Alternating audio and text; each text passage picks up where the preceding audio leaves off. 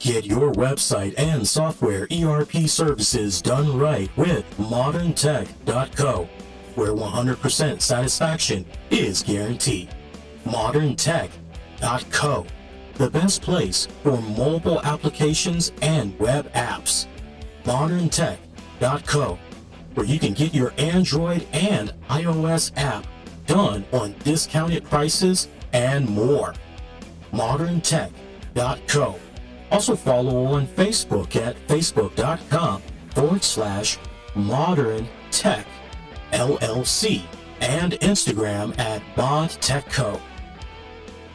Where my homies at? Here we are. The RCWR Show with Lee Sanders. Hello, friends. Covering the latest in wrestling, entertainment, and beyond since 2011. You're checking out an all-new episode of the RCWR Show for this Monday night, May 6th, 2024. What is going on? I liked how I did that dramatic pause. Y'all thought maybe I was about to have a brain fart or something. No, I just like pausing for that dramatic effect. Hey, how y'all been? I hope your weekend was great. Happy Cinco de Mayo to those of you that celebrated it. I know if you are a gamer, when it came to WWE Supercard, there was the Codebreaker event. I always love when Codebreaker comes around because if you have the free time and the patience and you're willing to grind, you can get a really great event card from that event. I know this go round, they had a RVD Rob Van Dam card that was up for grabs, and that had a lot of people going, wait a minute, thought he was signed over there in AEW. What's going on? And folks are saying, no. That's a Legends deal and everything. So, no, this is fine. This is fine. Translation, hey, shut up. Let us enjoy this event card for all it's worth. I hear them. I played a little bit here and there between studying and working and everything. And I actually managed to get a hold of the event card. My rank was 7,576, I think. So, and I was just playing casually here and there. I did not grind like I normally would if I had the free time. Hey, let me know what you thought about tonight's WWE Raw. I do not have any polls up this go round. I had a little bit of a delayed start getting tonight's show up and at 'em and everything because me and the wifey was having a serious talk, and not to let it be a Debbie Downer for some of you guys, but it is something that's weighing very heavily on my mind, and I just don't know if she's gonna make it, I tell you. So my oldest dog, I've been telling you guys about her off and on these past couple of months, giving you guys some updates here and there within the past couple of weeks, but my oldest dog, who's a pick of me's, Maggie, she's not doing too good health-wise. She's really starting to become skin and bones, and I can see that she is dealing with some form of dementia, because one minute she could be chilling in her bed and the next thing you know, she is wandering around. It could be in a circle, and then a lot of times she'll end up in a corner. Tonight my wife came in and found her in the corner between our bathroom sink and almost right behind the toilet. It was just so weird what's been going on with her. She hasn't really been eating like that, to the point today was the first time ever on my watch that she decided, no, I don't want breakfast. And then when I tried for dinner, no, don't want dinner. Tried to give her some snacks in between. She didn't even have an appetite for that. She has not even gone for any water today. The water consumption has been becoming less and less. I'm really getting concerned, y'all. And I said to my wife tonight, I said, I just don't know, because we've been looking at her health and it's never gotten to this point. You feel where I'm coming from? But we have said, look, let's take it month by month and let's see what's going on. And as long as she's showing some signs of a kick out, we got to work with her, because it just wouldn't be fair. At least I think it wouldn't be fair to put her in a position where we are taking her out of the game too soon, but the way this is looking right now, it's really coming off as though it's time to say goodbyes. So I'm trying not to get emotional thinking about it. And my wife, the only thing she could say to me at that point is, she is letting us know that it's pretty much time. So, because at this point, I'm saying to myself, well, damn, you think she can make it until your birthday? You think she'll be able to make it till? And my wife is going, yeah, because the wife's birthday is coming up in a couple of weeks, which on a lighter note, I got something to share with you guys. I think you guys will really find this cool and you all can participate in this and everything, and wishing her a happy birthday. But what is that now? I got the weirdest Windows notifications that always pops up. Yeah, no thanks. Weather updates are here. No thanks. But wife's birthday popping up in a couple of weeks. I just don't know if Maggie is gonna be able to make it until then at the rate that she's at right now. Some days are good, some days are bad. Been seeing more bad days than I care to count. And to kick off the month of May, she's off to a really bad start, let me tell you. So I appreciate you all's thoughts and just, well wishes and everything. And I'll keep you guys updated and everything. But I'm just hoping that maybe it's a case. I know she got caught in the rain a couple of nights ago when I let the dogs out to use the bathroom, and she was out there a little bit too long. And so I'm thinking maybe she's just sick and just got to give her a little bit more time. She'll be okay, but we'll wait and see. But yeah, definitely keep me in the Sanders household here in your thoughts. Really appreciate that. So on a little bit of a lighter note, kind of will put a smile on my face tonight, kind of put me in a position where I could forget about that and some other stuff and everything. The fact that we had an all new Monday Night Raw. It was the start of the King and Queen of the Ring tournaments. And I love how WWE have organized this. So we saw pretty much all the participants that's been named for the Raw side, but we're not going to know what's going on with SmackDown until we actually tune into SmackDown. So I think that's a very smart move by WWE, not showing the entire King and Queen of the Ring cards for both shows. That's good. It's good stuff right there. That's a nice touch. In addition to that, I got to give WWE props for also saying, look, we've got one qualifier match that's going to play out at a WWE house show. That's going to happen for both Raw and SmackDown. So you're looking at that and you're going, wow, that is, and it goes to what I was saying off and on over the years, which is, man, I would love for these wrestling events, particularly WWE, to give those extra incentives to fans for why they need to come to these WWE live events, why they need to come to these house shows, because when it's all said and done, anything can and will happen at these house shows. They are not something to be sleeping on. From legends making sporadic appearances to, oh my God, I didn't think that this particular WWE superstar that's well beloved by the fans would make an appearance at a house show or a live event. So I like that WWE has, to their credit, they've been experimenting with it off and on over the years. But now it's really gotten to the point where, well, you know what? No, let's go ahead and let's really play around with this a little bit. So to take the King of the Ring and have that play out at house shows, nice touch. I love it. More please. That's all I have to say. More please. So we had all of that. Had another CM Punk trolling edition of Drew McIntyre. One banger of a main event match between Sheamus and Gunther. Pretty solid card as far as the in-ring action goes. You barely had that much in-ring talk time.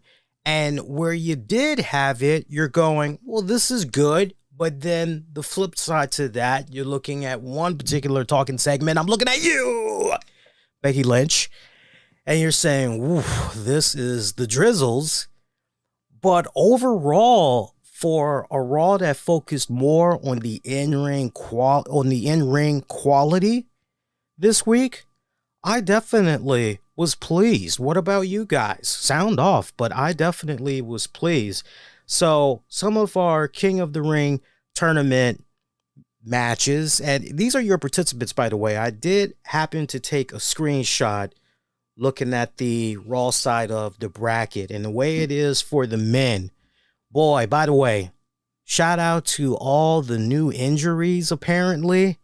I mean, obviously, we got to learn a little bit more information on what's going on with some of these injuries, but we are expecting for Kofi Kingston, Xavier Woods, we're expecting for him to be in the tournament defending his crown, and it looks as though he was slated to face Rey Mysterio, but apparently after the storyline angle that we had saw last week or the week before, where Gunther had got that hellacious beatdown in there on Xavier Woods. Xavier Woods is out indefinitely until further notice. So sliding into Xavier Woods' place is Kofi Kingston. Okay, so is Kofi Mania going to be running wild yet again? Have to wait and see how that plays out.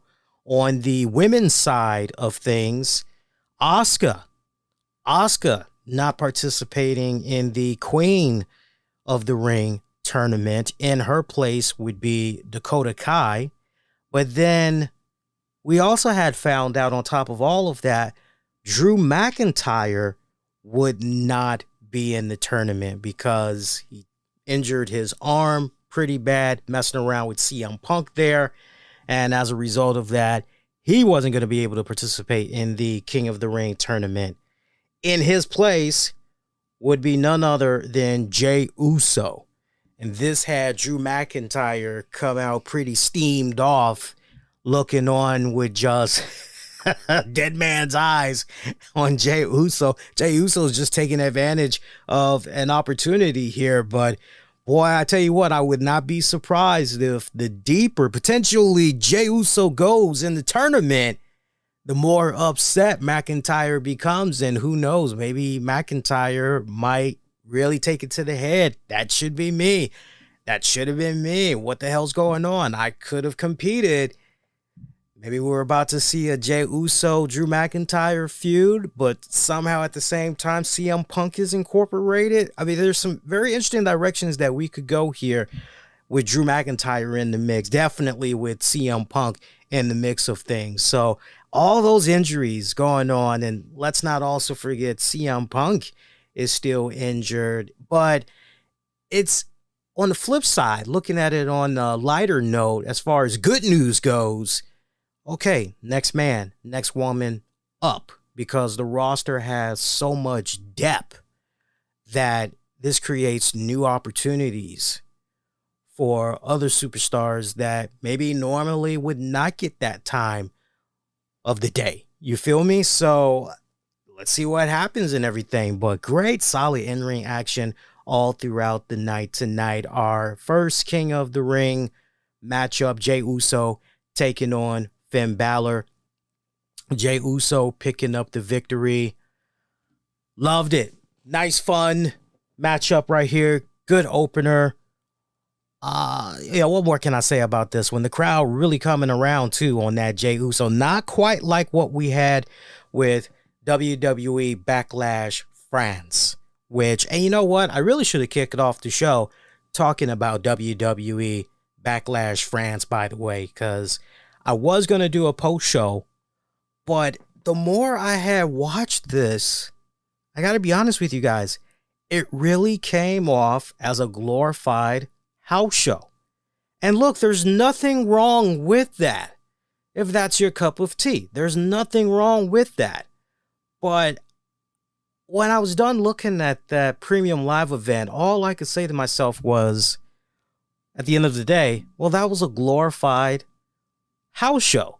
Nothing more, nothing less. I will say, though, that crowd in France, they rocked. They rocked a couple of times, but then there were some moments where I just felt they were a little annoying. Sorry to my people out there in France, but it felt to me the parts where they were getting annoying, it should be more about the match itself and not about them getting themselves over. If you feel where I'm coming from. For those of you that saw that PLE, you know exactly what I'm talking about. That's exactly how it came off. But putting the crowd reactions, I know it got to a point it was so irritating / annoying for me. I actually put the TV on mute a few times just so I could focus squarely on the in-ring action. But I did enjoy seeing Bianca Belair and my girl Jade Cargill becoming the new women's champions. That is a nice move. That's a nice touch. And Jade was a little slippery in a few areas in that match, but man, what a beautiful final sequence, transitional moves and everything when she went into the jaded. Oh, that I loved all of that. That was just great. Nice touch and everything. But good matches. Don't get me wrong. Good matches, but a glorified house show when it's all said and done. So the last thing I wanted to do was come on after the event was over and try to stretch that out for at least 45 minutes. I didn't feel like doing that because the way I looked at that card and just everything that I saw, I went on ahead and said, yeah, honestly, no, this don't need to be stretched out no 45 minutes. This is literally 10 minutes or less talking about this and just be in and out. So those are my thoughts in regards to that. Now, for those of you that did not see WWE Backlash, and maybe you want to pick my brain on which matches kind of rocked the most, that, hey, maybe I should go out of my way and at least check this out. I definitely would recommend to you guys to check out Cody Rhodes versus AJ Styles. And you know what? For what it was worth, I enjoyed the hell out of Damian Priest and Jey Uso. I definitely got to give them an honorable mention. I don't know if it was mainly because of the crowd, but I just felt that with the crowd's help, it really took that match to a whole new other level. And definitely honorable mention to the women's tag title match. Right after you're done with those matches, you honestly can just back out afterwards. I know that Camacho made his return to the WWE. Looks like he's now part of the Bloodline. I had no idea that he is the brother of Tama Tonga. Had no idea about that. It never crossed my mind. You guys got to forgive me because I don't watch New Japan and all of that. So I see some of the chatter that's online. A lot of people were going, this isn't what fans expected. A lot of people were expecting Jacob Fatu. What the hell is going on here? This just feels very Bush League-ish, like it's playing up to a core audience, a core group of wrestling fans. It almost feels Tony Khan-ish, be better than that WWE. That was actually some of the criticisms that was coming from some fans online. I didn't really feed too deep into that. I just said, who is this guy? And then I'm told, oh, it's Camacho. Oh, Camacho. Well, damn, he's gotten swole. Like, yeah, Camacho, he was in New Japan, and I got the rundown from a few people, and it was, oh, okay, oh, all right, great. And from a storyline standpoint, when you're looking at what's going on with the Bloodline, the fact that Paul Heyman has not had any communications whatsoever with Roman Reigns since his defeat at WrestleMania, you can almost make an argument that the Bloodline has moved on without Roman Reigns. They're going in a different direction. And look, the foundation that's currently being laid out right now, which I really, really love, you are ultimately setting up a babyface Roman Reigns to return without a shadow of doubt. And look, you got to remember, everything ties back to Roman Reigns' documentary. Remember what he had said on that doc special, which was, when the day comes, I'm paraphrasing, but he pretty much said when the day comes, he loses that World Heavyweight Championship of his, you would not see the tribal chief, that version, you would not see him resurface again.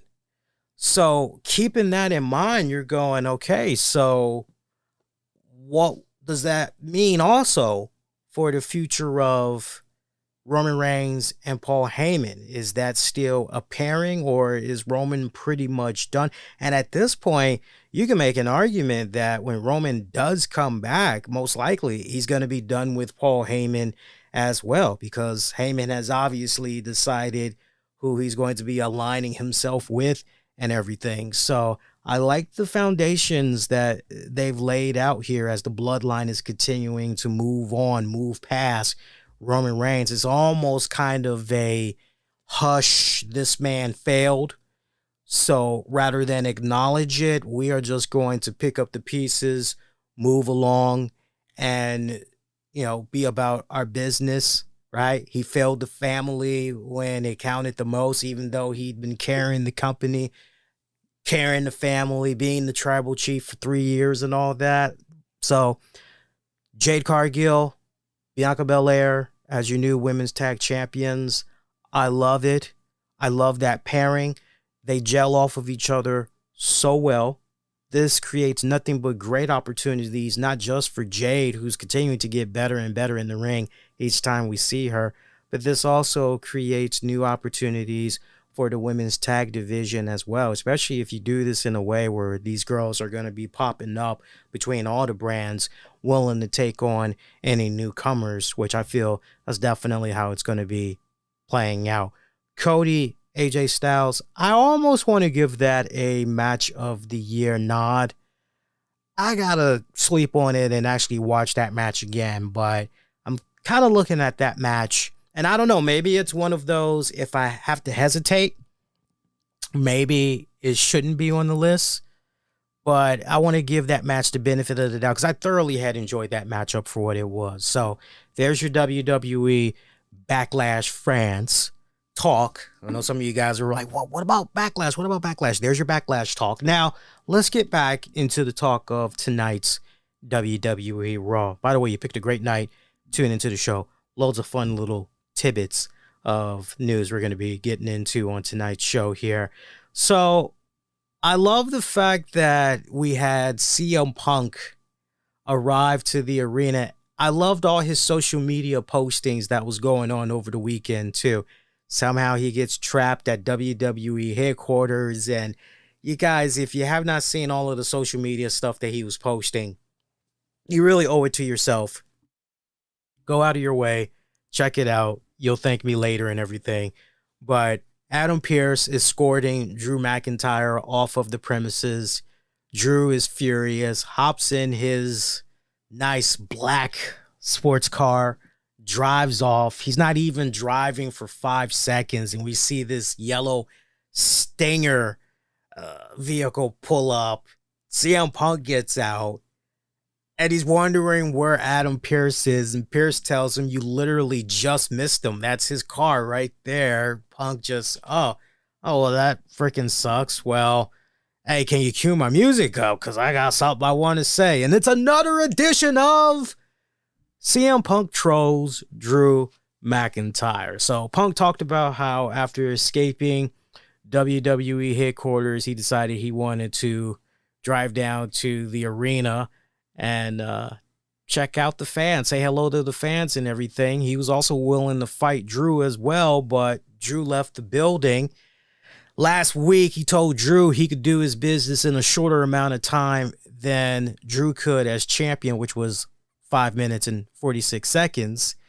And since he came to pick a fight, and since Drew left, well, what they gonna do right now? So CM Punk figured that Drew would probably get a heads up that Punk was there in the arena and that he would actually stick around for about that length of time, 5 minutes and 45 seconds, as he was willing to throw it down with Drew in the middle of the ring. So he starts talking a whole bunch of hot trash.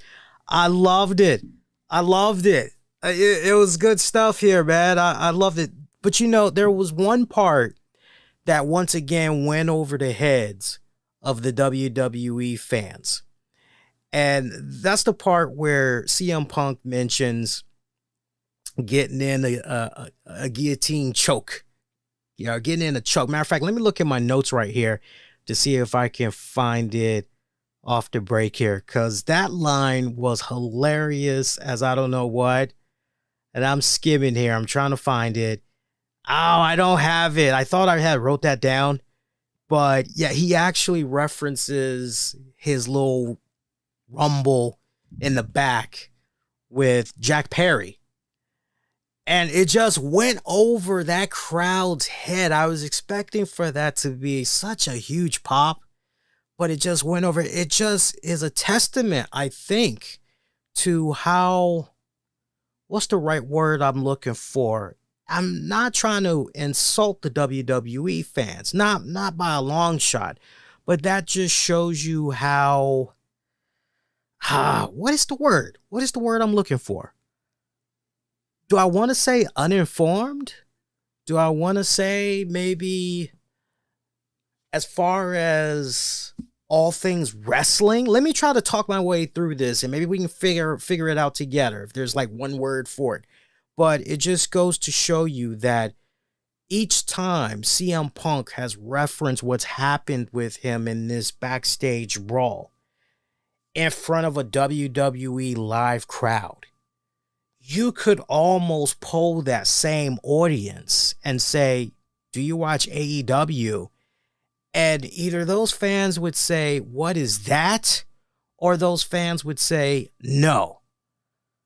Because each time he has done some reference, and it's quiet. It hasn't gotten a pop.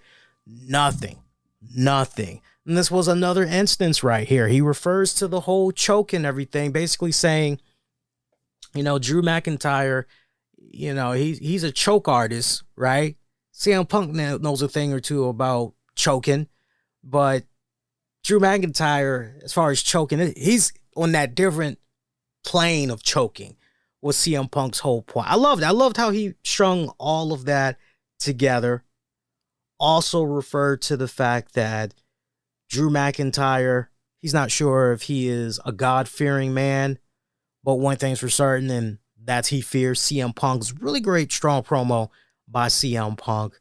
Of course, if you got your social media open, you're hoping that maybe Drew McIntyre is going to say a little something, or maybe he's going to arrive to the arena in time just to see CM Punk drive off. That never happens. However, Drew McIntyre did finally post something during the 11 o'clock hour. Basically, it's a photograph of CM Punk that's on fire. And that basically is it. So Drew McIntyre continues to come up short. I mean, this is starting to become Drew McIntyre can't lose, right?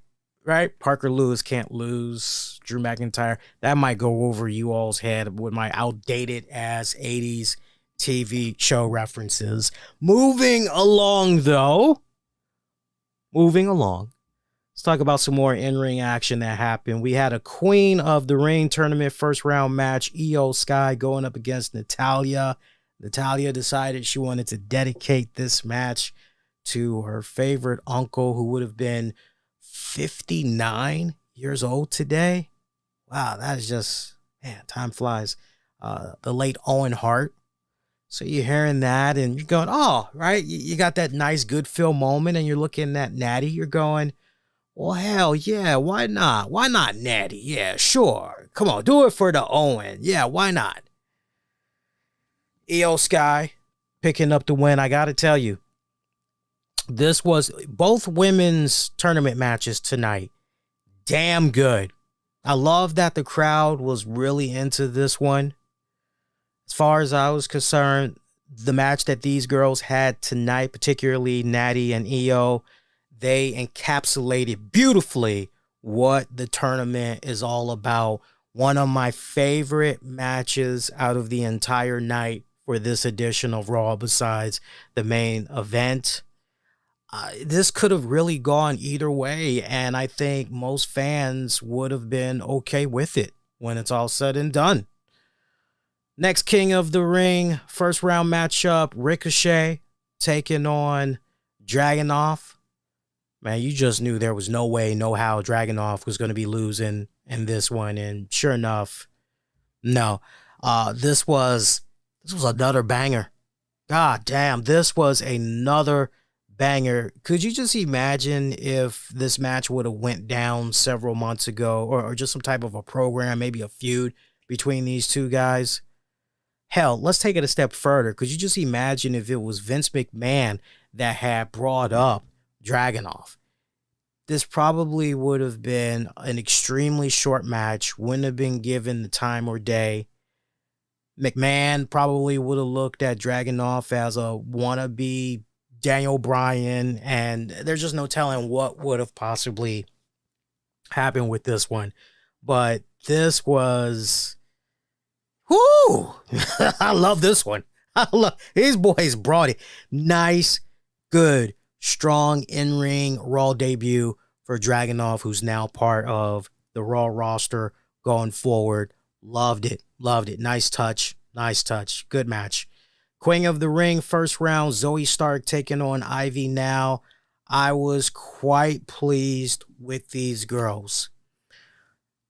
Was it a bit of a average match? I don't know about that. I thought it was above average. Because for me, average, that means C, right? Thinking of that grading level, you're going with a C. But in my book, I felt this was a respected B-. What really sucked for me was this match was literally right up there with what Natty and Io did, except the crowd did not care for either of these girls, which is such a travesty. It's such a travesty, and I wish the girls could have gotten more love, but you know what? I'm going to go out of my way. I'm going to give them their flowers. I thought they did a hell of a job. I'm not just saying that either. Zoe coming out as the winner, looking very dominant, very strong. This was another one that really could have gone either way. It's so interesting because you think about where Zoe Stark was several months back when she had that pairing with Trish Stratus, and I thought that was smart. I thought that was a very smart move. Great way to get a rub off and everything, but it just kind of seems like since those days, it's just been a flat line, and it still feels like from that creative standpoint, powers that be aren't really sure what to do with Zoe Stark. I don't like that. There's a whole lot of cool things that you can do with her. You just gotta get to it already, creative, and come up with some badass stuff for her to do. Braun Breaker was wondering why he was not in the King of the Ring tournament. Adam Pearce letting them know they were going to talk about it in his office. We never did get a follow-up to that. So is Braun Breaker maybe going to get a future championship match opportunity at the upcoming pay-per-view? What's going on? To be continued. Carlito, meanwhile. Carlito trying to smooch on, cozy on up there with Judgment Day. Trying to see if they'll scratch his back, and in return, he'll scratch theirs. Damian Priest not having it. But little Dominic Mysterio, I give it time. He'll come around. Trust me. All right, we'll see. Chad Gable taking on Bronson Reed. Chad Gable winning via DQ after Sami Zayn came out looking for some revenge. We see where this is going. Obviously, the three-way. I like the way this had played out. Probably the worst segment of all in regards to Monday Night Raw involved Becky Lynch as she was doing a sit-down interview with Michael Cole. This was so boring. We got a recap. Here's what was funny about this, too, is the fact that the crowd was showing Becky Lynch some love. And then it was a case where after they got an idea on where this segment was going, they started heckling, started jeering, not cheering, jeering. And the longer Becky Lynch was talking, the more the crowd just was not into this segment. And I don't blame them. I get it. Becky Lynch, trying to put over Lyra Valkyria. And that's nice and everything. Really, it is. I appreciate trying to give the rub off to this former NXT Women's Champion. But man, this segment was just on and on. It seemed like there was no end in sight. Leave it to Liv Morgan. I can't believe I'm actually saying this, but I'll actually give the devil its due. Liv Morgan actually saved the segment. And I love the fact she came out there with such a huge chip on her shoulder. She's continuing to do the whole overlooked, being underestimated, going over all of her accomplishments since she's been in the WWE and everything. I love how Liv came out there. She hit it out of the park. Right down to the lack of respect she felt she was not getting from the champion Becky Lynch. I loved all of that. Damage Control eventually comes out. Dakota Kai. Dakota Kai pretty much representing Damage Control as the mouthpiece here. Saying Liv Morgan, title shot that she didn't even earn. Okay, whatever. But hey, we got this tournament on lockdown and everything, and you know, we're gonna bring that championship to the Damage Control. It's all good. So looks like it's a numbers game right here that's in favor of Damage Control. 3-on-2. Looks like it's about to be a beatdown when Liv Morgan rolls out of the ring, says, yo, this ain't my problem. Damage Control gets the attack in there on Becky Lynch. Lyra Valkyria runs down, makes the save. You know, what was so sad and heartbreaking about that is the fact that Lyra got no reactions from the crowd whatsoever. Not one. You can hear a pin drop. And that is just a testament to what's going on with those fans in attendance that's obviously not watching NXT.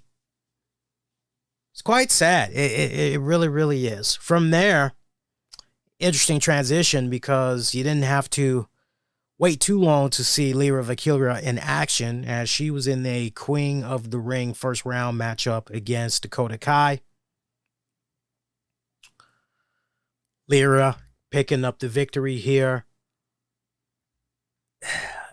About average of a match. It lasted just long enough for the WWE audience to get a glimpse on what Lyra Valkyria is all about. But I don't see her winning the tournament. I got to be honest with you guys. It's a nice way to properly introduce her to the WWE audience and all that. I don't see her winning it, but if you definitely want her to get over with the fans, you got to give her that early defining matchup that'll really win the fans over. But then even at that, I just don't know if that's going to be enough. You feel me? I just don't know. Time will tell. Time will tell. King of the Ring first round matchup, which brings an interesting point, by the way. Before I talk about the next matchup, it brings an interesting point. With NXT getting ready to make the move to the CW, right? They're going to the CW in the fall. You can't help but wonder if that will help expand NXT's audience even more in a day and age where a lot of people are cutting the cords. You feel me?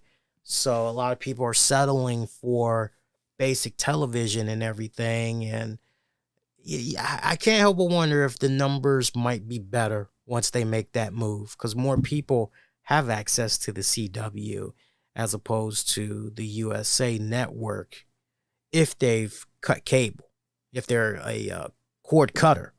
So just something to kind of have in the back of your head and think about there. King of the Ring, first round matchup. Sheamus taking on Gunther, main event match of the night. All I got to say is, goddamn, that was good. That was damn good. I love that match. I love that. High marks all across. That's definitely, I don't even have to hesitate, one of my favorite matches from Raw so far this calendar year. Loved it. Gunther picking up the win. Good pace, good stuff. Straight up simple. I'm usually not a fan of tournaments. I haven't been in the past, but the way that this was structured from top to bottom, great in-ring action all the way around. I could be a stickler for detail and I could just freaking nitpick here and there all night long, but there's really no need for me to do that. This was how a King of the Ring tournament, King and Queen of the Ring tournament. This is the way it should be presented. This is the way you should be hyping it up and everything. And the fact that fans don't have that much time to catch a breather because, hey, we got some more great in-ring action that's coming up. Not to mention, when you think about the competition that Raw was having for all of those hours, we had an NBA doubleheader for tonight. Remember, we had the, I'm trying to think what was the schedule for today. Hang on. Because I only watched just a little bit of the games that was on tonight. I know right now in the fourth quarter, we got the Timberwolves taking on the Nuggets. But then there was another game that was on before that. I'm trying to see. Yeah, it was the Pacers and the Knicks. I mean, that was a close one right there. I watched up until midway through the second quarter. Then I had to bail out and everything, but I'm definitely going to watch that on demand. But two really good games. So the fact that WWE, somewhat aware of the competition and making sure that this was laid out beautifully, their cards, made an overall strong episode of Raw. I got to say, definitely a thumbs up from my respected end. So can't wait to see what happens with SmackDown. I'm definitely excited for this tournament. I have not been excited for a King of the Ring tournament in quite some time. And I can remember the King of the Ring tournament from when it first was launched and thinking about some of my favorite moments and just how it's felt so hollow over these last handful of years. So the fact that we're getting down to basics, you feel me? Love it. Love it. All right. So that's the talk of Raw. Hope you guys been enjoying yourselves so far. If you have been, do me a huge favor and make sure you hit that like button. Help spread the word. Put more eyeballs on the content. Why am I seeing Keanu Reeves trending? Really? That's interesting. I don't know how I feel about that, but apparently this went down within the last handful of hours. Keanu Reeves and Sandra Bullock have expressed their mutual desire to reunite for a third installment of the Speed franchise, with Reeves confidently stating they would frickin' knock it out of the park with Speed 3. The duo, who previously starred together in the 1994 action thriller Speed and the 2006 romantic drama The Lake House, which was a good movie, by the way, emphasized the importance of working together again before their time on this planet comes to an end. Well, that's nice. You know what? Look, if we can have Lethal Weapon, Martin Lawrence, Will Smith doing another Bad Boys, if all that can go down, if we can get another Planet of the Apes and all that other stuff, then surely we can get another Speed 3. I don't see why not. Anything's possible, right? Anything's possible. I wouldn't mind seeing that. How about you guys? I wouldn't mind seeing that. So, some interesting headlines went down since last I was on the air with you guys, and it was pretty hilarious. I don't even know where we're going to start with this, seriously, because we could go in a couple of different directions here. We really, really could. But I'll tell you what, let's start with Ric Flair. Let's just start with Ric Flair, all right? So, over the weekend, I don't know how many of you guys were paying attention to this, but over the weekend, Ric Flair had took to social media to light up this mom and pop chain that is called Paisano. And I had to do a double take when I first saw the name, because I have a joint down here and it's called Paisanos. And their slogan is great food for everyone at Paisanospizza.com. That's their little slogan and all that. But this one is called Paisanas. Paisanas, right? Piesonas. Paisanas. All right. So I'm looking at that. All right, you're playing off of Paisano. Okay, whatever. Sure.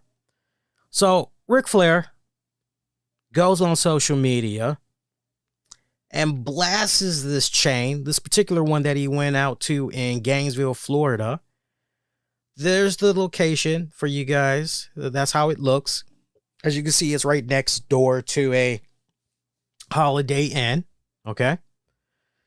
And the post that Ric Flair put up, I'm going to put this up on your screen here. And for our audio listeners, Flair said the following: I spent $1,500, that's $1,500, at Paisano SFP to be disrespected more than I ever have in my life. After taking 20 pictures with customers and staff, I was asked to leave because of an issue I had with the kitchen manager taking too long in the bathroom. I would highly recommend that anyone who wants to enjoy a relaxing time in Gainesville at a nice restaurant to never visit this place. Woo! Now, I saw when all of this had initially went down, and I'm looking at the replies, and everybody's just, oh, man, Flair, sorry to hear that, man. Oh, that sucks, bud. You tell him, Flair. Yeah. I'm looking at this, and I'm just going, context is everything, because whenever I hear about Ric Flair at a bar or a restaurant, it's never a good thing. Something bad always comes from out of it. And I'm looking at this going, yeah, everybody wants to give Flair props right now. And look, I get it. A lot of the people that's jumping on this, Flair can do no wrong. And then you've got those that's just responding, hoping that they'll get that like, they'll get that repost, whatever they're calling it now. I'm looking at all of this as it's playing out in real time, and I'm quietly saying to myself, there's more to this story. Before Flair even, I'm going to trust what the owner and managers of that establishment, I'm going to trust them before I trust whatever Ric Flair is putting out there. Seriously. And sure enough, didn't have to wait that long, as the manager of that establishment actually put out a statement. He actually was interviewed by the Gainesville Sun newspaper.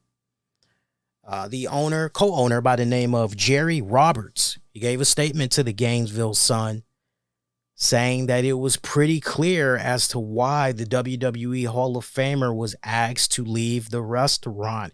Here is his direct quote. This is pretty much what he said in a nutshell. We have reviewed video of the incident that took place recently at our restaurant. It is clear our team worked in a professional manner to ensure the safety of guests and staff. We have thanked our team for their professionalism. We are proud of how they responded to this situation, using and displaying our team values. Now, I don't know about you all, but when I read this in between the lines, first thing that jumps out to me, we have reviewed the video of the incident that took place at our restaurant. So they've got a video. That's not good. That is not good. And then, second of all, to say that our team worked in a professional manner to ensure the safety of guests and staff. So to me, when I hear that, I'm not overanalyzing it either. I just have a way of reading between the words because I do a lot of writing for all kinds of stuff, sites included and all that. When I hear that, I go, okay, so obviously Flair was acting in such a way that you could probably consider it to be unruly.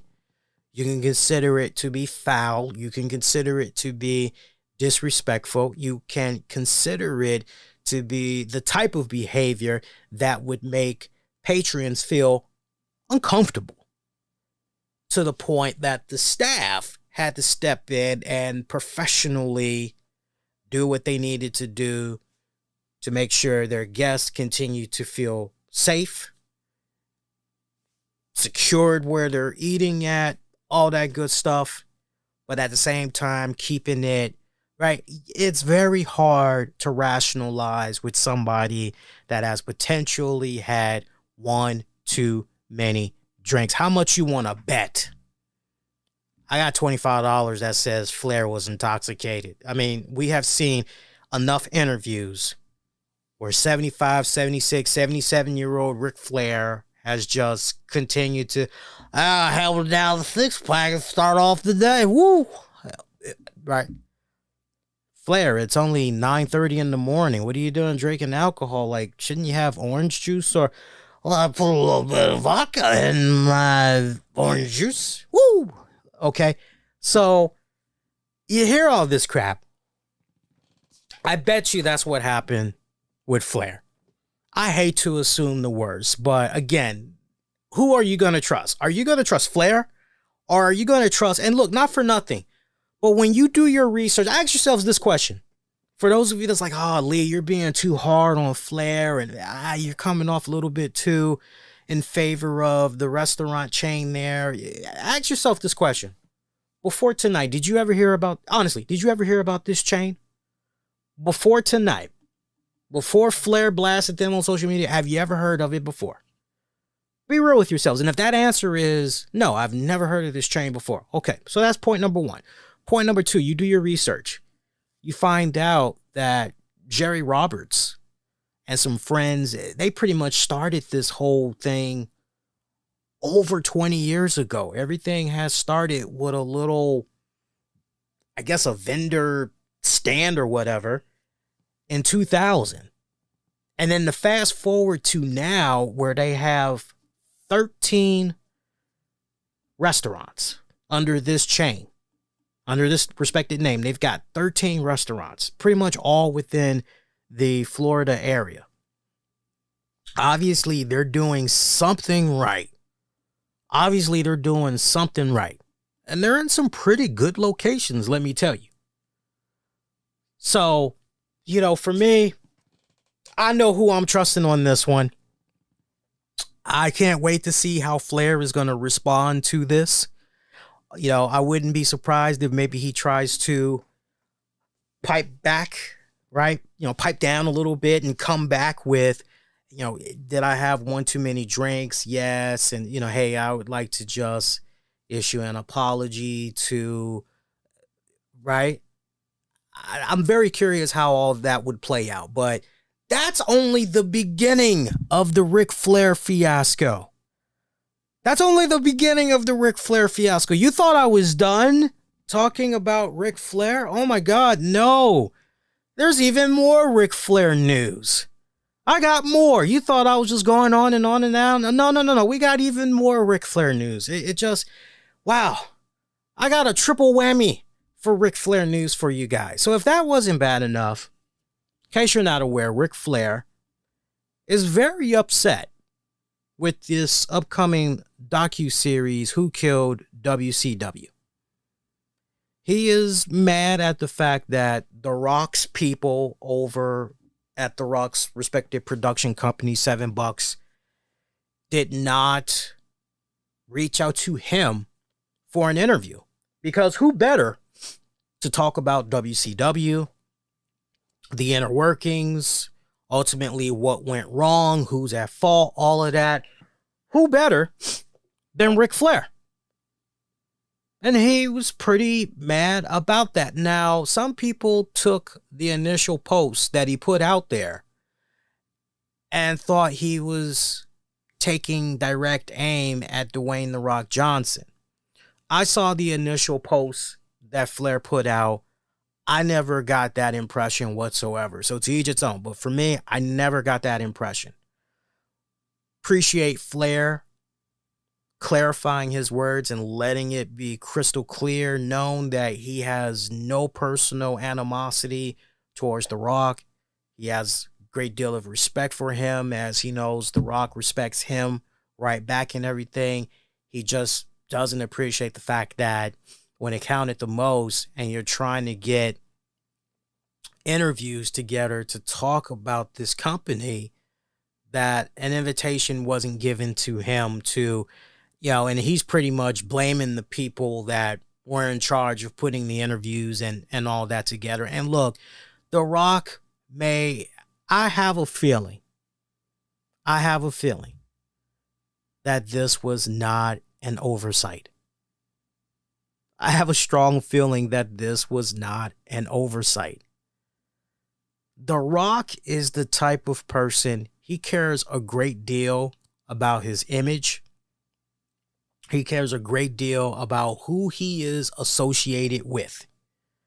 And if there is even some type of controversy surrounding an individual, he does his best to quickly remove himself from that individual as fast as humanly possible. Let's not forget about the Logan Paul story. I don't know how many of you guys recall that, but Logan Paul, in his own words, used to be real tight with The Rock. And then there was some stuff that had went down, and next thing you know, Rock had ghosted him. And that left a burning memory in Logan Paul's head, that when everything kind of came back on the rebound for him, he pretty much learned from his lessons, got better, matured and all that other stuff. He kept that in the back of his head, and as far as I know, he hasn't been cool with The Rock since. It's kind of one of those, you're a fake friend. I don't want you. No, forget you. Kind of one of those type of deals. So I would not be surprised if when it came to actually sitting down, interviewing folks, I wouldn't be surprised if The Rock, maybe feedback was provided to The Rock. Hey, these are the people that we're thinking about. And The Rock looked at the names. For all we know, Ric Flair might have been on that list, and The Rock might have said, Flair's going to want too much money. Tell you that right now. He's going to want too much money. You can take that same amount of money and you can interview 3, 4, 5 people with that same amount of money. I recommend you do that instead. And or it could have been a case where maybe ultimately The Rock said, yeah, Flair been involved in too many controversies. I kind of want to stay away from that if we can. But do you think The Rock is going to ultimately go on record and say, I don't think so. I'd be shocked to see and hear The Rock put out some type of a statement in regards to that oversight. Okay. I'd be very surprised to hear that. I got one more for you. You thought I was done talking about Ric Flair. I got one more triple whammy, right? Because it's not a triple whammy until we get to the third part in regards to Ric Flair. This one really made my mouth drop when I saw this. Shout out to the good folks over there at Wrestle Purists, because they were the ones that had pretty much posted the transcription of this. Ric Flair had did a podcast recently where he talked about that last match he had in 2022. You remember it. I know I remember it. I know I remember coming on doing the post show afterwards, talking about how disgusted, how ashamed, how sad I was in seeing that. Well, some very interesting news came about from this podcast appearance that Flair did, where he reveals that he suffered a legitimate heart attack during his last match. BS you not. So here's what he said. I trained for my last match. I got in the best shape ever since I was 20 years old, and then I had a heart attack during the match. I had a heart attack during the match. A lot of people didn't know. I didn't know myself until about 6 months ago, because I went and I go to the heart doctor like every 6 months because I've got the pacemaker, right? And they put that on me when I was real sick. Not because I had a problem with my heart, but because they couldn't get over the fact that my heart rate was so low. But it was from all those hour-long matches and all that cardio. I used to do 500 free squats every day. 500 free squats. 500 push-ups every day. Or I would do the deck of cards, or I would do step-ups on a chair. So my heart rate was always like 48. It drove people nuts that it was so slow. So they put that on me, and then I went to get what's called a calcium scan, which I never had before, because a couple of guys died in our business of heart issues. So it kind of scared me. So I went, hang on, my nose is irritating me, it's tickling me. Usually when my nose is tickling me, my allergies are starting to kick my butt. So I'm going to put this on a brief pause and blow my nose real quick. Sorry about this, guys. It's live. It happens. Give me a second. I'll mute myself.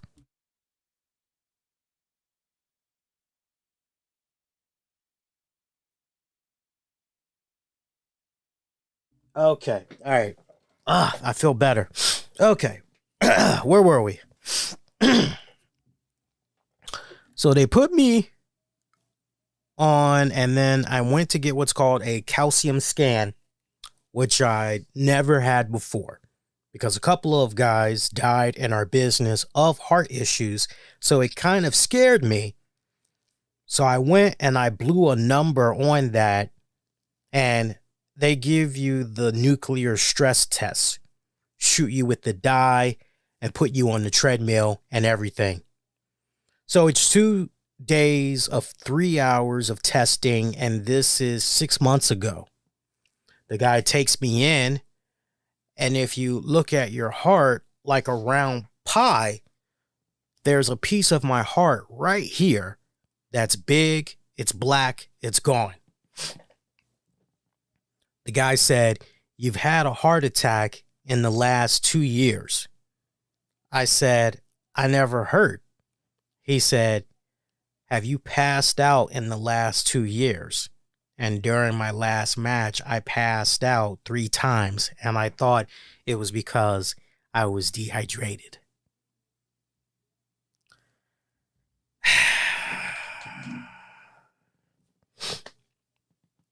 You know what I said to myself when I saw this? I said, "Self, this is a friendly reminder that the Ric Flair match should have never happened. Everyone involved in booking that elderly man with all of those health problems that he was having, to the promoters, everybody involved, they should have steered clear of this. Should have never went down." And then let's not also forget the man that has signed off on Ric Flair to do this match. I'm assuming that it's legit, but it's this young black guy. You're like, who is this? Dookie Howser, MD, part 2? Like who? Okay. But no, all the necessary parties involved. This should have never, ever went down. I remember when I was doing the live stream for this pay-per-view, And when it came to that match, so many of us were groaning. Not in a we were annoyed, but we were, oh my God, this. And we were saying this before the match even began. We're going, once Ric Flair takes the robe off, we're going, really sure about this? Are we really sure? And then as the match further progressed, we all had this overwhelming hush that was over us in the live chat as we're streaming and watching this, and we're all literally saying all at once, somebody just stop this match. This is a really bad idea. Something could really, really go down bad here. And fans don't need to be traumatized like that. Like, somebody needs to step in here, because this just, it was one of the saddest, heartbreaking moments to see as a wrestling fan. I remember none of us had liked what we saw. And to now know that potentially Ric Flair had his heart attacks in that match. Oof. I hope all the people that made all the money that they could off of Ric Flair for that event, knowing damn well he had no business being in that ring, I hope they are enjoying that money for what it's worth. But to those that do have some type of a conscience after hearing this, hopefully they go, yeah, well, you know what? The next time it comes to Ric Flair and he's talking about he wants to do a do-over for that last match, yeah, you could forget about that, because tell you what, you could go ahead and do that do-over match, but it ain't going to be with me. I don't want no part of it. Hopefully they'll do the smart thing the second go round and just, no, stay clear. I know Conrad Thompson, that's his son-in-law, and, he's got to do the podcast with him and everything. I can't wait to hear more clarification, more insight into this, and I'm sure Conrad will definitely bring up that idea that Ric Flair had brought up a couple of months ago about doing a do-over of that match, and because I'm sure now more fans are going to wonder, okay, so are you actually going to try to do another match, all things considered? Or I'm very curious what the response is going to be. I really, really am. But you would think that with all of those health issues, that would make somebody wake the hell up and go, I got to try to live a cleaner, better life. I've been given this opportunity. I literally was knocking on heaven's door, or maybe hell, who knows? But, right, I'm literally knocking on the gates of the door of the afterlife. That's a nice way of putting it. And somehow I defied those odds. Yeah, you would think it's a moment of clarity and getting your house in order, taking the opportunity to, but he has not done that whatsoever. And it's quite sad, because when you get right down to the heart of it, it would definitely make a person go, and I wouldn't blame them for thinking this, it would definitely make a person go, what a waste of life. All these golden opportunities, and they continue to be squandered. They continue to be wasted away. Meanwhile, this family is suffering over here. They didn't ask for anything bad to happen to them. They were living the American dream, and boom, this happened to their loved one, or boom, this happened to their kid, and this guy's over here. It's just sad. It's sad. It's numbing on so many levels. It really, really is. So there's our triple whammy there of Ric Flair news. While we're talking about WWE legends, it would appear that Jerry Lawler is reportedly no longer with the WWE. Let me explain. and we got to make sure we use the words reportedly and allegedly. Shout out to the good folks over at PW Insider. They report that Jerry Lawler is no longer with the WWE as the company elected not to offer him a new contract. It was said the company quietly let his broadcast contract expire, which it did at the start of 2024. However, PW Insider notes that he is still under a Legends deal. This is according to a WWE source. Lawler, as many of you guys know, been involved with the WWE since 1992 when he first appeared on Primetime Wrestling. Briefly fired from the company in 2001. Y'all know the whole history of that, before returning during the Invasion angle, replacing Paul Heyman on commentary. And you know, we pretty much have seen him on television. Hell, the man had a heart attack on television. Who could forget that infamous night? And when that heart attack did go down, New Jack trending for all the wrong reasons, but making very valid points. As we all know, he had suffered a stroke. Jerry Lawler did in 2023. He had some knee replacement surgery as well.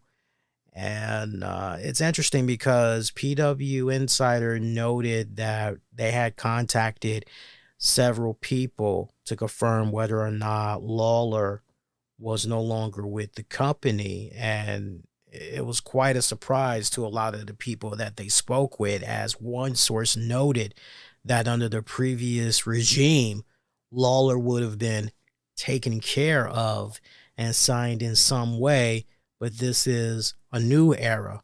The source also added, the old company is dead. People can say they hate Vince McMahon and Kevin Dunn all they want, and they'd be right to do so, but certain people would have been taken care of.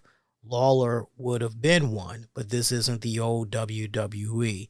Howard Finkel, God bless him, wouldn't have had a job for life here anymore either. So when it's all said and done, Lawler is free to sign elsewhere, including he can do his appearances at conventions and all that. Most likely we'll probably still see him make cameo appearances here and there.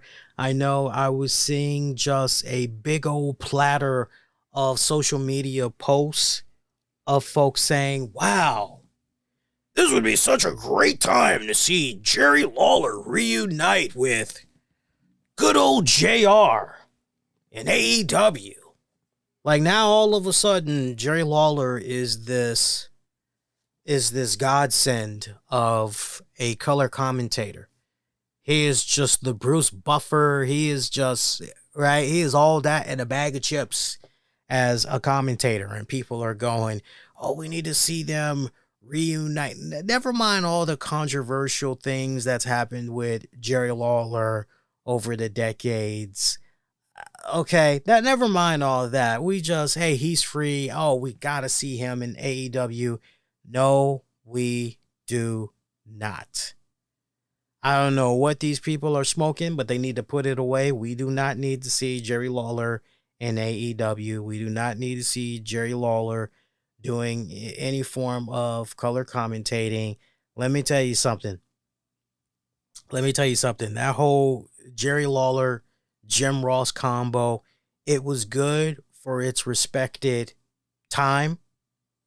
But in this new era of wrestling that we're in now, it's not going to work.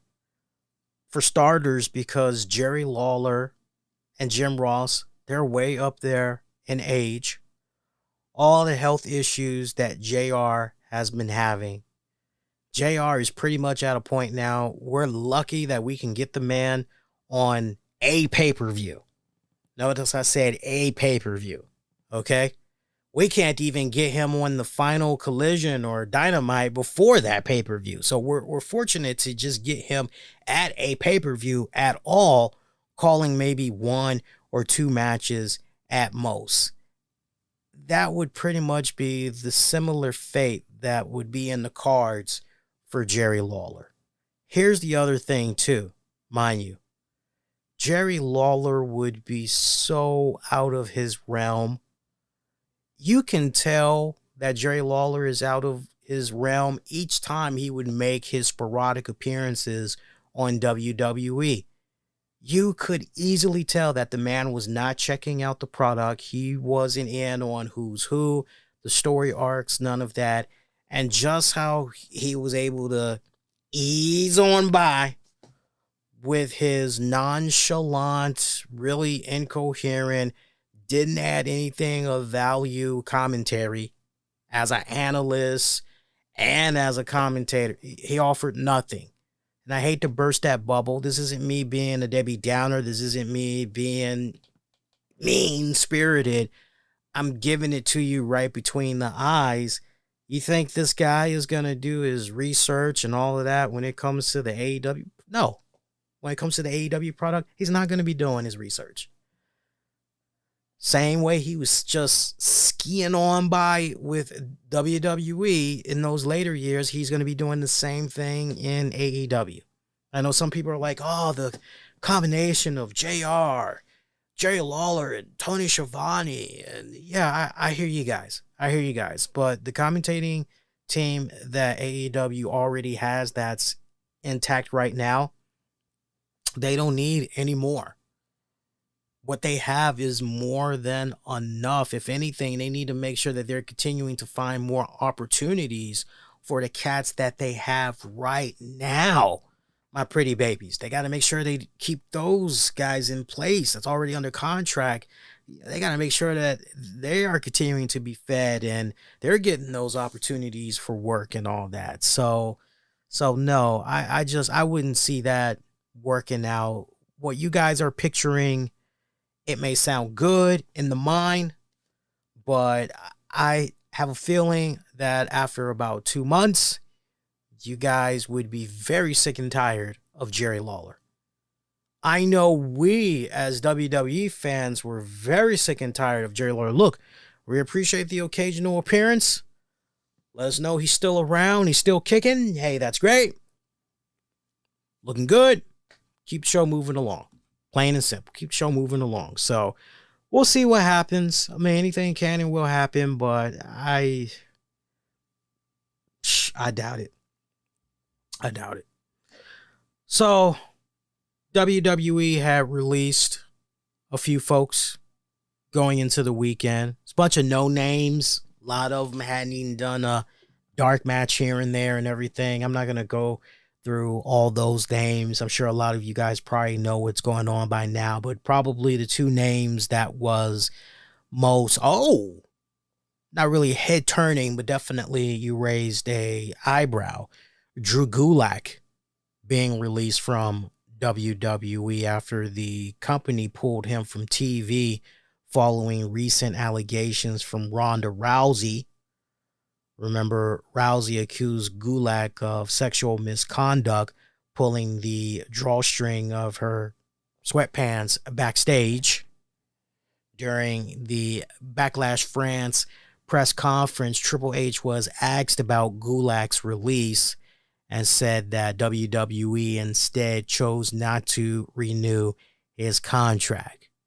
But you also have that report from Fightful. I want to give those folks a shout out too, as you had reports saying that there were some talents that went on record, not putting their name out there, but went on record saying that Drew Gulak apparently had a hard-on for injuring and or embarrassing talents. Really rubbed a lot of folks the wrong way how he was dealing with them, particularly the ones that were injured, and they knew, Gulak that is, knew he had to stay away from certain parts of the body that was injured, and he would still go in there, try to see how much he could get away with. A lot of them describing him as a bully. So you got WWE spinning it in a, we chose not to renew his contract. It's as simple as that. But then you've got all this stuff. Look, the last thing that you want is that type of stuff to be put out there, because the more people that come from the darkness and break their silence, right? And they speak on that. Hey, no, look, not for nothing, but this is what was going on when I was training under this individual, or this is what was going on. Okay, I don't know if it's going to turn as ugly as what went down with Bill DeMott. I don't know if it's on that kind of level, because I remember, man, left and right, how that had went down on social media years back, and just to see how that was playing out in real time.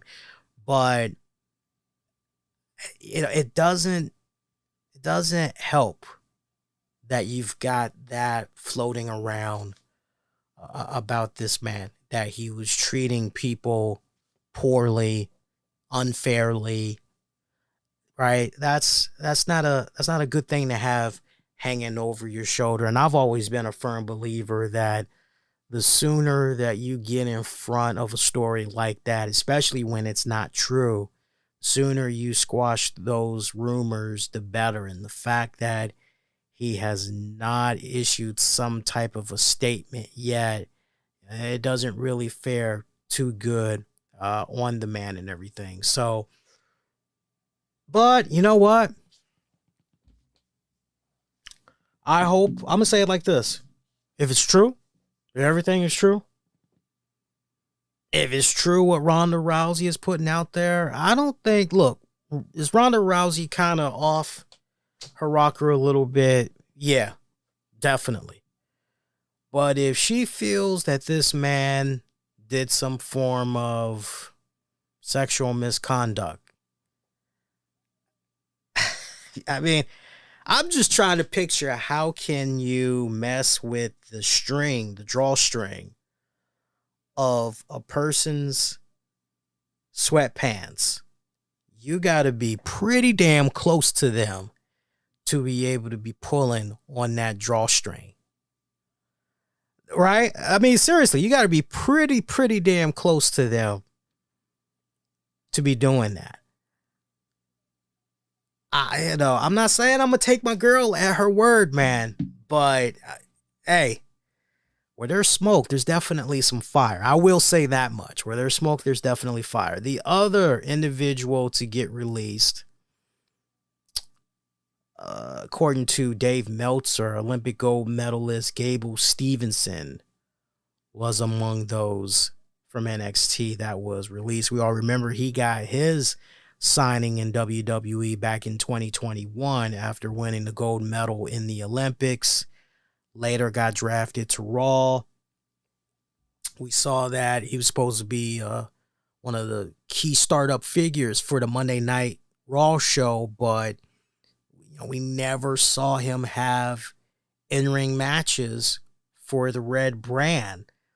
He did do a bunch of dark matches. He did some stuff. I think he did some stuff in NXT and all that. I know he did an angle with Chad Gable at WrestleMania 38, but he never did anything on a even part-time basis. And when it was all said and done, the word around the beat was he simply was not ready yet. He worked a number of NXT live events last year, did some dark matches. That also included dark matches on SmackDown.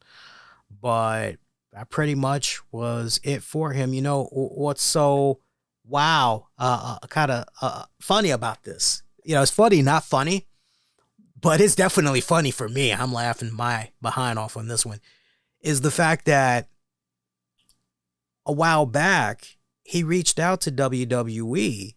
This was way before his release, mind you. He reached out to WWE and said, look, if you guys are not going to have me be on TV and everything, I would like to go on ahead with your blessing, get my training in and everything, because I can get in on the 2024 Olympics. And WWE just pretty much, oh no, we're gonna do something with you. We're gonna do something with you, and nah, they don't do anything with him. So not only is he out of a job with the WWE, but he missed the opportunity to get in there for the Olympics. Why am I being mean right now in regards to that? Why do I find that so funny? How soon we forget. How soon we forget his whole wrestling career. You know, it had met a little bit of controversy a couple of years before he even signed with the WWE. Rewind it back to 2019 when he was part of a sexual assault allegation. Yeah, you can say to me he never got charged due to inadequate evidence. I mean, that's no different than when I look at the rapper Mystical and all the problems that he was having. Some cases there was inadequate evidence, but then there's other cases where we got you dead to rights. He got to do jail time and all that. So, you know, this guy, he had the look, definitely the in-ring ability. But for me, each time I would see this guy, it always came off as if he never really was stringing it all together. Honestly, I did not believe this guy to be a larger than life, right? You know that criteria. You all been watching your wrestling long enough. You know that criteria when it comes to, oh my God, do I still have that damn screen on?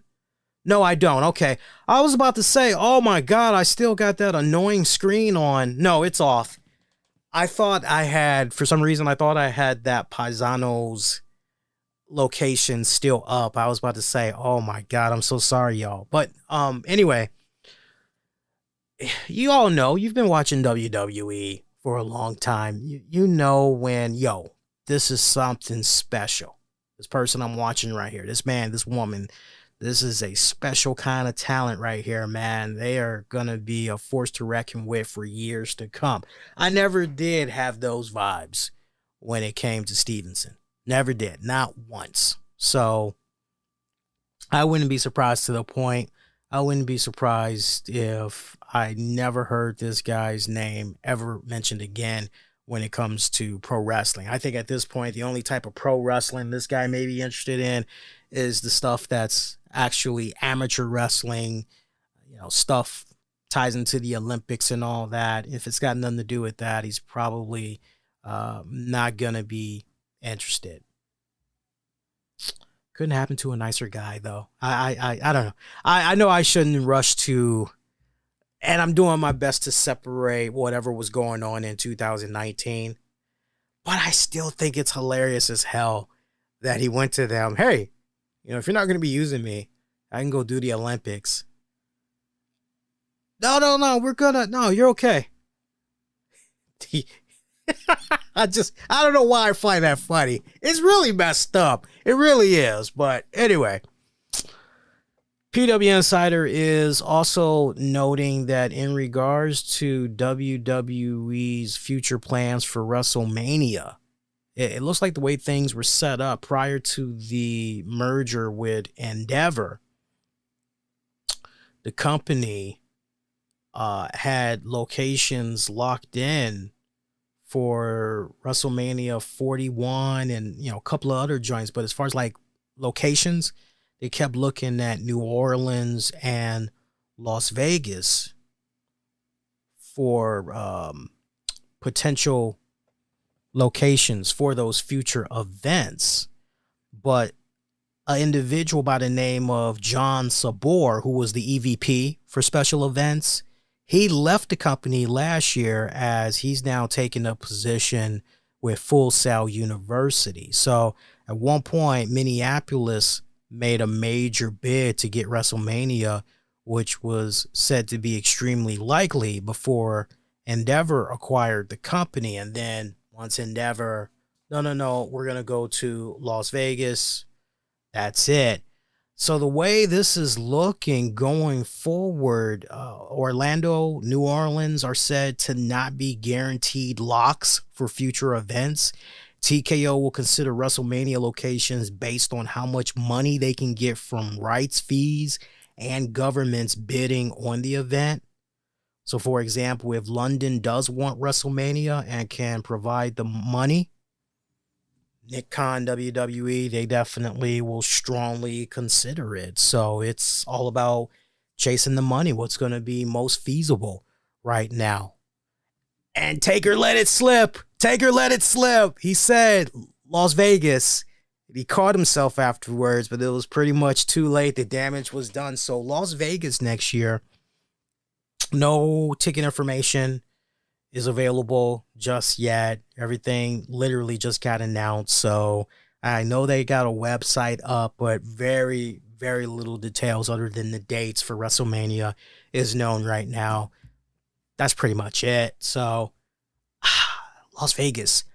I'm excited. I have a feeling that Wifey is probably going to want to maybe look into Las Vegas because she's been trying to get me to go to Las Vegas for the longest. And I have a feeling that with WrestleMania, I wouldn't be surprised if she's like, hey, babe, let's knock out two birds with one stone. We can do WrestleMania weekend and we can go see a Vegas show and do a little gambling. I would not be surprised if she goes that route.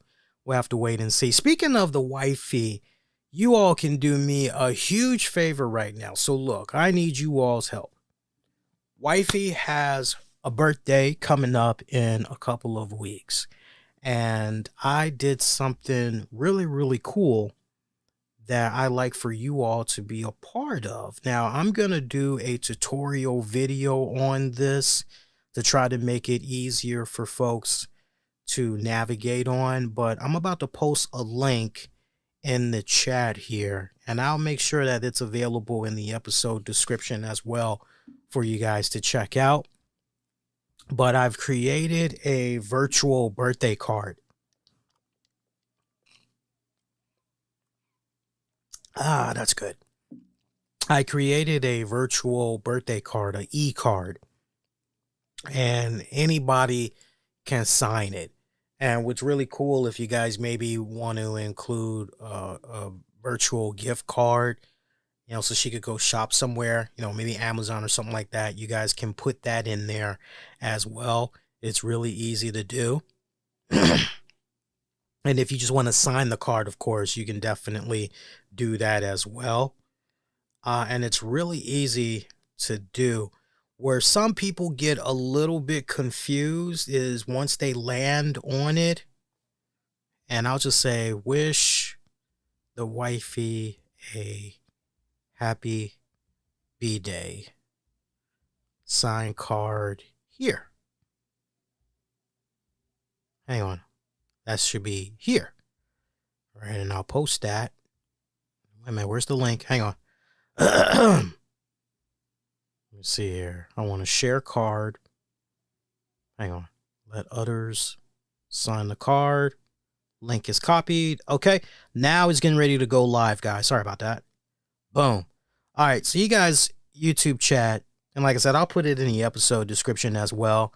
But, you know, you can click on it. And once you click on it, the first thing that you're going to see,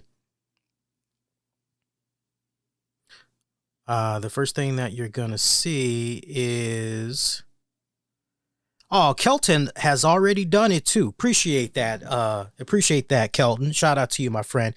And it's very easy to do, but for those of you that are a little bit confused, you'll see the birthday card and you'll see that there's a little box at the bottom of the card. It says sign page. So when you click on it, you're going to see a message pop up that says write a message, add gifts, or just put your name. You got to click on the sign page again. And when you do that, you're going to get a little dotted box. And then you can hold that area, drag it so that you're not overwriting on what the other person said. And then you can type, just take your finger, tap inside that little dotted box, and you can put your own text in there. You can put a GIF in there if you want as well. All kinds of cool stuff. Now, what I don't know, and I'm going to see if it works, for those of you that like to do stuff with a stylus pen, I'm about to see if I can just write something in here. And I can confirm that with a stylus pen to your favorite device, you can even write stuff inside as well, for those of you that like doing that type of stuff. So I'm going to trash that. And I'm going to, how did I do that? Hang on a second. How did I do that? Well, hang on, let me refresh. There we go. I got rid of it. Yeah, that's how you do that. And then for those of you that are interested in maybe, hey, I want to give Tams a gift card to, I don't know, Sephora or whatever like that. You'll see right up under the birthday card, there's 3 options. You'll see contribute, delivery, let others sign. If you click on contribute, it tells you, hey, this is how much money has been collected so far. People can chip in anything they like. If you click on the contribute button again, it's going to open up this box where if you want to do something via your credit card, you could do that. If you want to do something via PayPal, you can do that as well. So that's pretty cool. That's pretty cool to do. So again, Kelton, shout out to you. I appreciate that. I know Tams will definitely like that. I told Tams right before the show, I said for the next couple of weeks, do not check out the shows because, yeah. And she was like, none of the shows? I was like, do not check out any of the shows until after your birthday. And she's like, okay, all right, fine. I'm like, okay, good.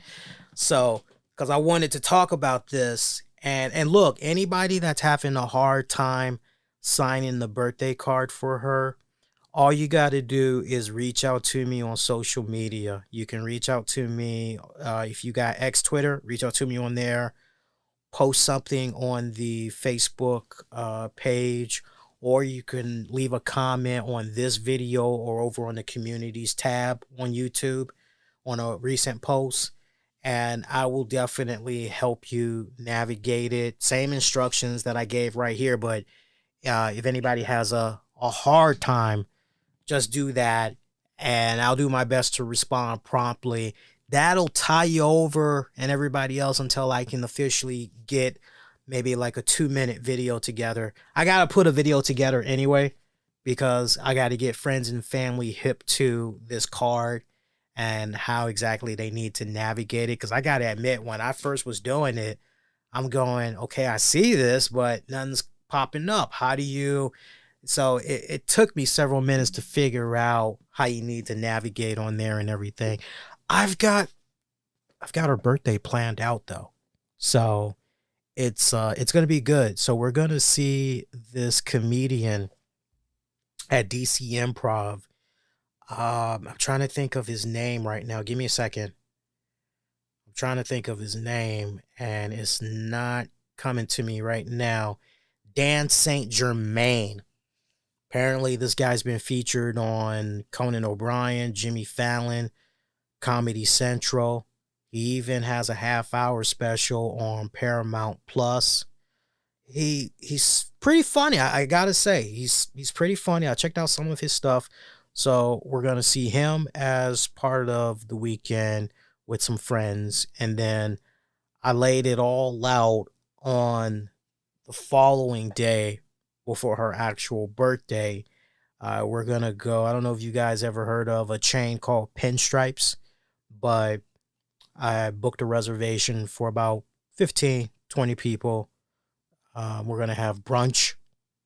It's going to be a nice brunch too. Looking forward to it.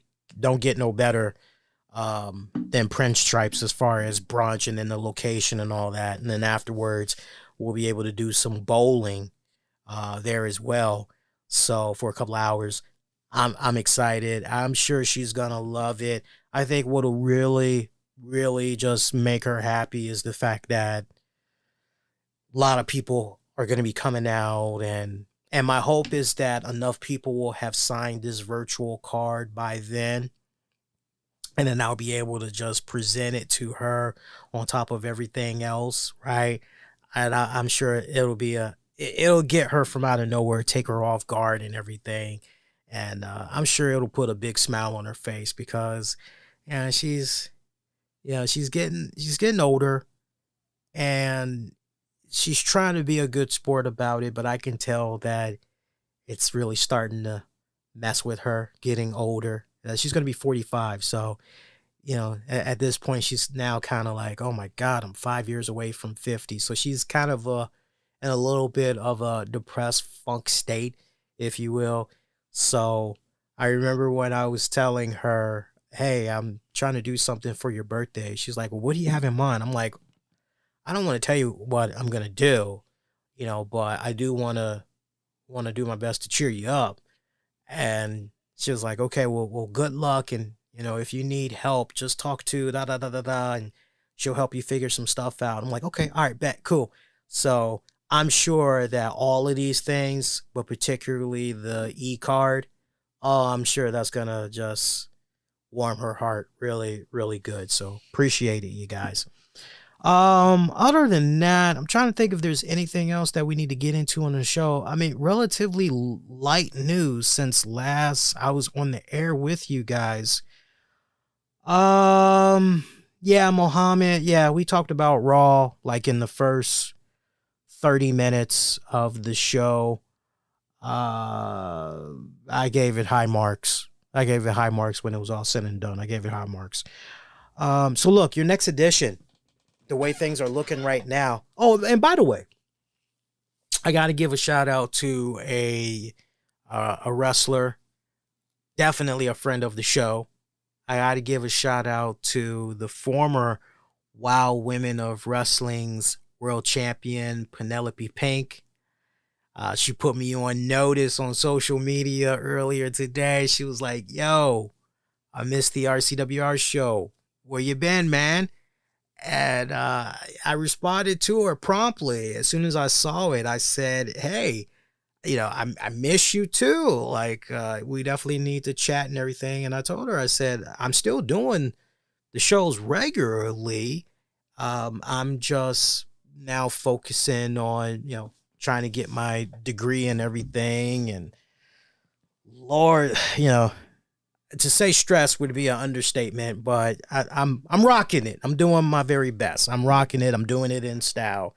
Fall particularly, I mean, my God, the classes I got loaded up for fall is ridiculous. It is ridiculous.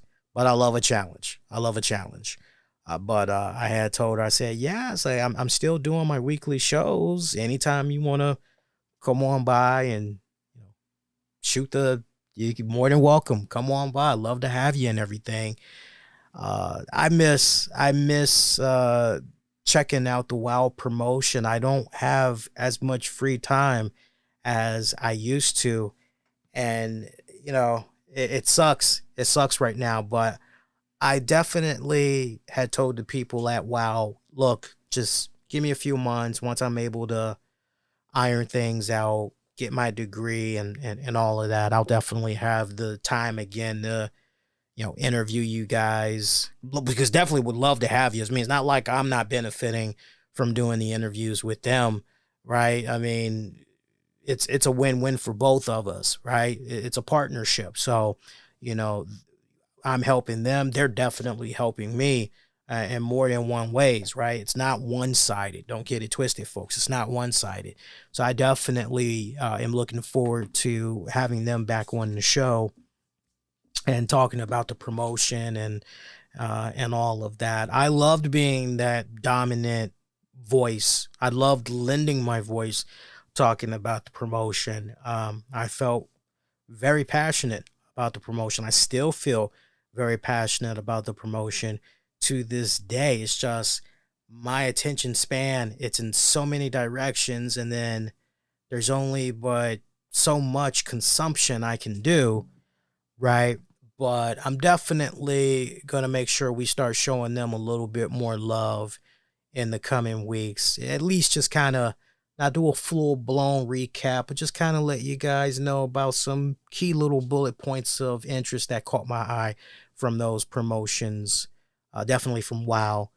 We definitely got to talk more about TNA, especially now that Matt Hardy is doing his thing over there. I know they just did a pay-per-view event. I think I have access to it now. I got to go back and see. But I know they had did something over the weekend. Yeah, man, there's like a whole bunch of stuff that I got to get back in the groove, get back in the motions, checking out again and everything. So, just got to have patience. That's the best advice I can give right now. Best advice I can give right now. Just got to have patience and find those sweet spots when it's possible. But as far as your next edition goes, I am going to say,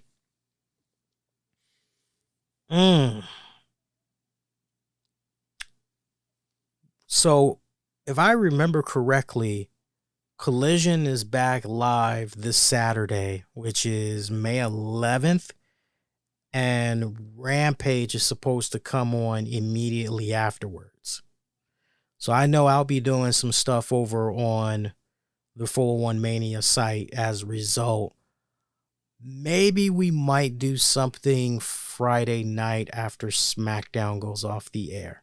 Maybe we can do that. I know last time I polled you guys and was like, hey, would you guys like a Friday show? And not enough people had voted. That was kind of like, wah, wah, wah. So maybe it really depends on the volume of news that comes about. Maybe we'll do something Friday night. If not, maybe we do something Saturday afternoon. Who knows? Just stay connected on social media and you'll definitely know what I got planned. X, formerly known as Twitter at the RCWR Show, Facebook.com/the RCWR Show, YouTube.com/the RCWR Show. Click on the communities tab. Shout out to my friends over at Wrestling Soup. Make sure you check those boys out. Shout out to my man Julian Cannon of Digiday and The Nocturnal. Oh, also, congratulations are in order to my man Jason Solomon of Solomonster Sounds Off. I know he's going to be venturing off on a new podcast endeavor. He's doing something now on Tuesday nights. I think it's part of the TNT network, not the joints that got AEW and all that. This is something entirely different. But shout out to him for that. I'm very, very happy to hear that. I think it is with JD from New York, but I'm not sure. Don't quote me on that, but I know he's doing something. So shout out to him for that. I saw that and I couldn't help but go, all right, well, that's what's up, right? That's good. Making some moves and all that. We are obviously making some moves over here at our end. We are still just getting started with 2024. The best is yet to come, my pretty baby. So definitely keep it right here. Appreciate all the love and support that you guys show on demand and on the downloads. While I'm giving shout out to my friends over at Good Pods. We are continuing to be within the top 50 out of 100 shows in the category of wrestling podcast that you should check out on their respected site. So love seeing that. We're somewhere right now between rank 37 to 40-ish. So love that. And remember, you guys can leave the ratings, reviews, all that good stuff. All right. So that's going to do it. I am going to get out of here. I am wishing all of you all to be safe. Most importantly, be kind to one another. I will see you guys next go round, my pretty babies. Adios, y'all. Take care. Thanks for listening. An Infinity One Productions presentation, keeping it honest, insightful, and interactive.